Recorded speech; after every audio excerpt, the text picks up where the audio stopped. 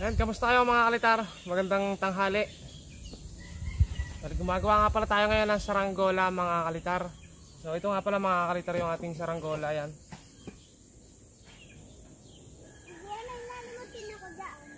Magkano dyan? Ayan. So ito mga kalitar yung dekalabaw. Gumawa naman tayo mga kalitar ng ibang design. Kasi mga kalitar, yung mga pinapalipad natin noong nakaraan puro di palayok at saka mga kupas.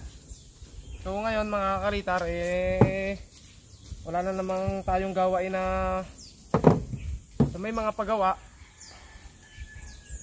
Natapos na natin.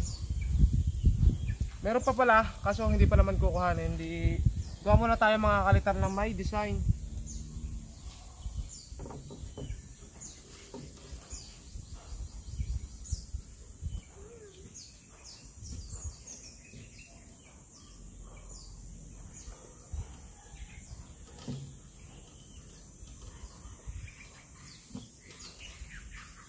Tagal-tagal na rin tayo mga kalitar hindi nakakagawa ng may design na saranggola ah.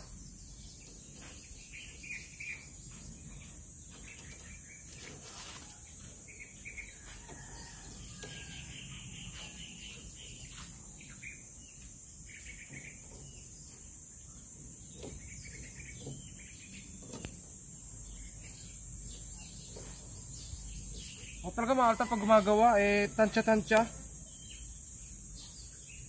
Tansya na lang mga kalitar kung gaano kalaki yung kawayan.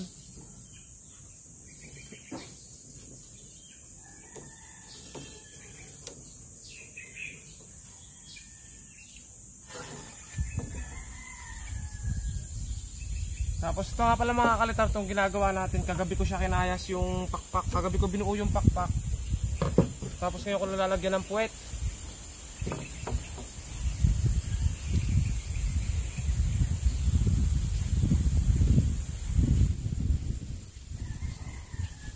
Nasa sungay pa lang tayo mga kalitar.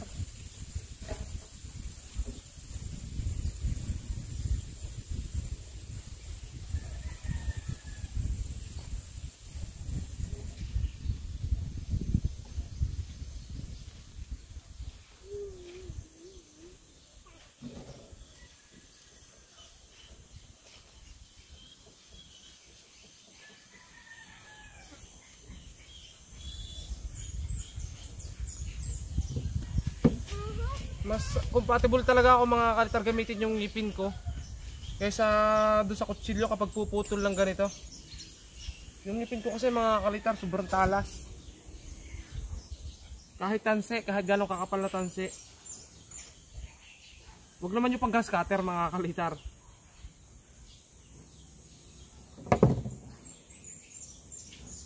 Kayang-kayang putulin.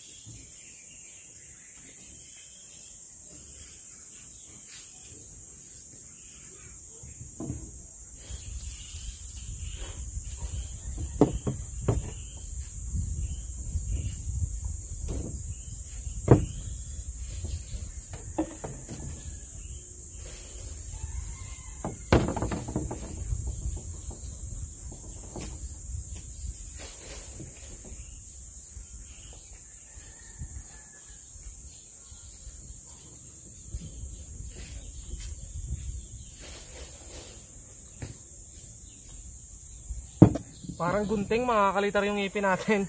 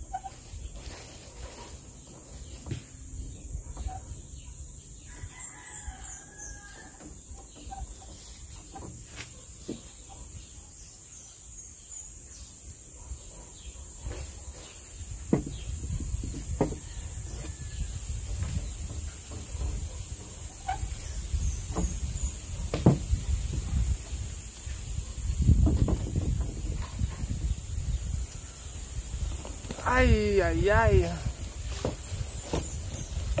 Ito lang mga kalitar yung problema sa video.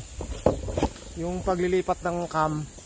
Yung kasi yung pinaka mahirap na parte sa isang pagbibideo ng mga saranggola. Ito mga kalitar. So lalagyan na lang natin siya dito ng muka. Kasi ito yung sungay mga kalitar to eh. Sungay ng Carabao. Kaluoy sa imong kalabaw. Bao.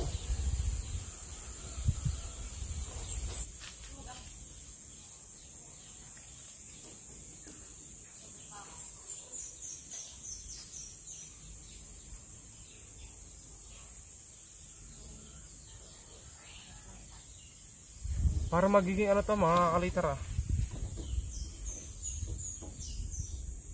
Magiging toro.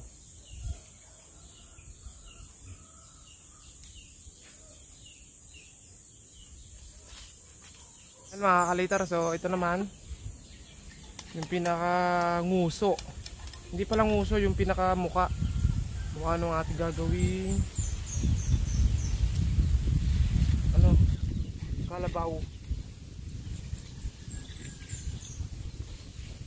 Kasi sa mga ganitong mga saranggola, yung mga design, maninipis lang dapat talaga mga kalitar yung kawayan na pan-design para magaan. Kasi pag mabigat mga kalitar, ang hirap paliparin. Kasi pag, o kaya pag mabigat yung puwet, kailangan mo talaga ng mabigat na sumba.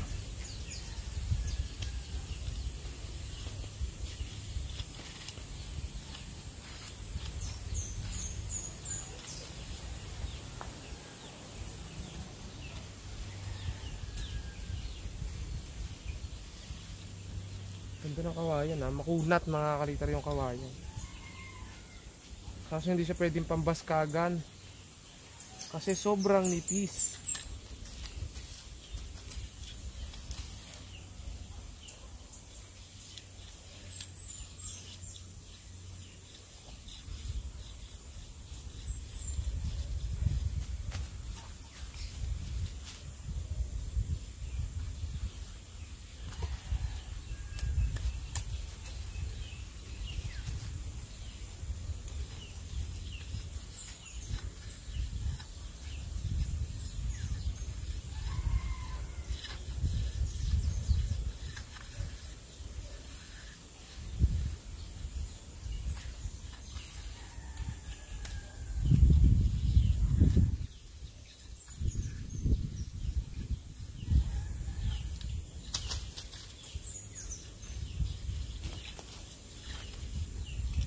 Mga pala mga kalitar, bali ano na ngayon? May. So malapit na namang mag-ulanan mga kalitar. So, kapag nag-ulanan, tigil na naman ba tayo?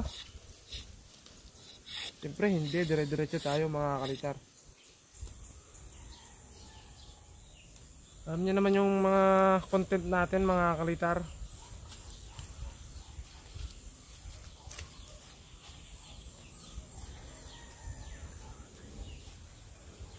Yung content natin mga kalitar, bukod sa papagayo, meron pang kasunod, di ba? Kasunod natin dun mga kalitar, spider hunting.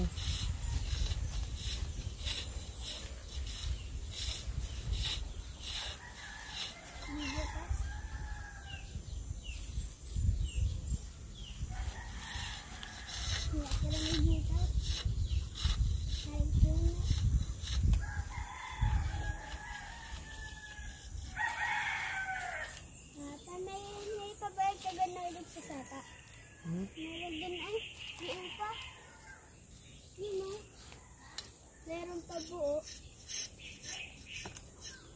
Hindi mo pa nagagamit.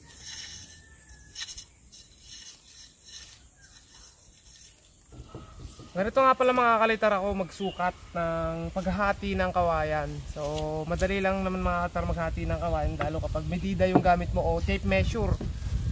So kapag tape measure lang mga kalitar, yung tape measure isukat mo ng buo sa kawayan. Ito, napaliwanag ko na rin to, pero ulit-ulitin natin para lagi nyo maalala. Hindi tayo mag-umpisa sa kabila.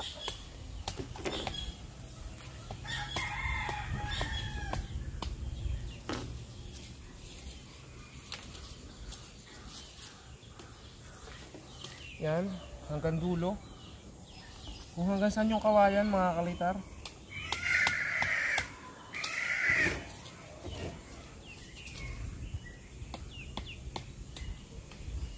So, kapag narating na yung pinakadulo mga kalitar, ayan, itupi lang natin mga kalitar yung tape measure natin. Papunta doon sa pinakadulo ng kawayan. Kung hanggang saan yung kawayan mga kalitar, yan. Tapos hatiin yung, pag nahati yung tape measure, ayun na yung pinakagitna niya mga kalitar. O diba? Ganun lang. Tapos lagyan ng mark para hindi tayo malito. Bago natin ikabit, diba?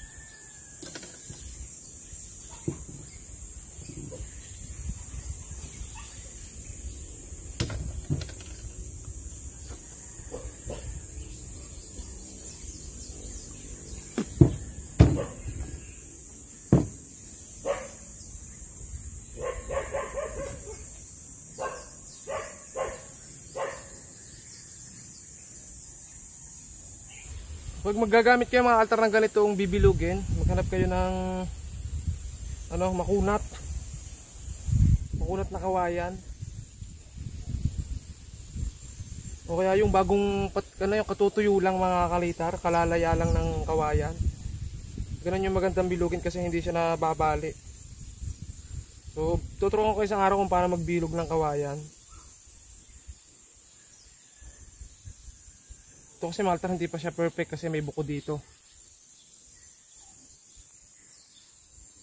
Magandang bilugin mga kalitar yung mahahaba yung bias.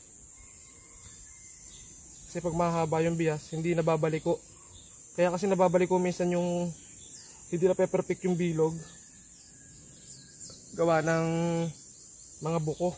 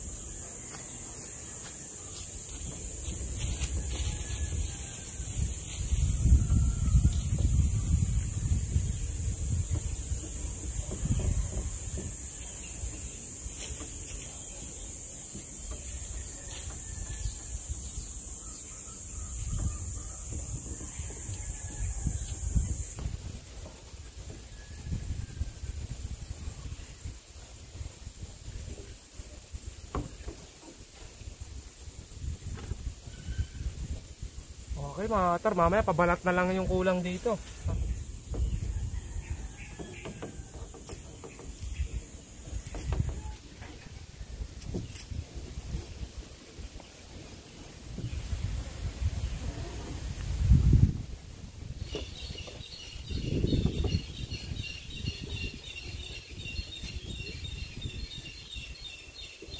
Okay, ito na mga kalitar yung pinakapuwet.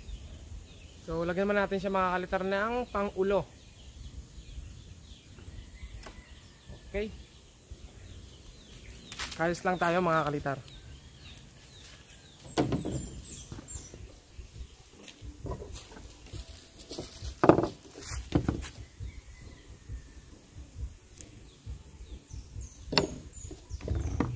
Yun na.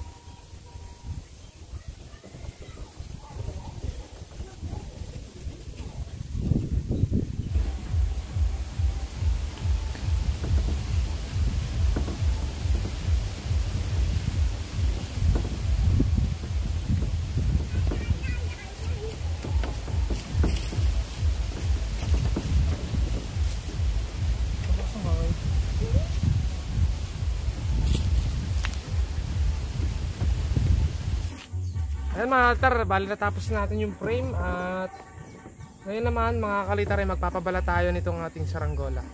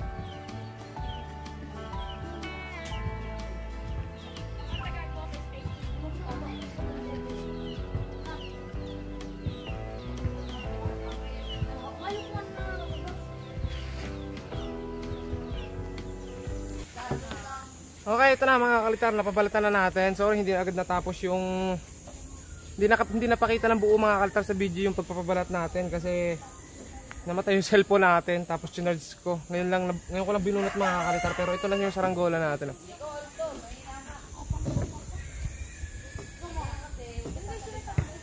Bali, lagyan na lang natin ng parasukat.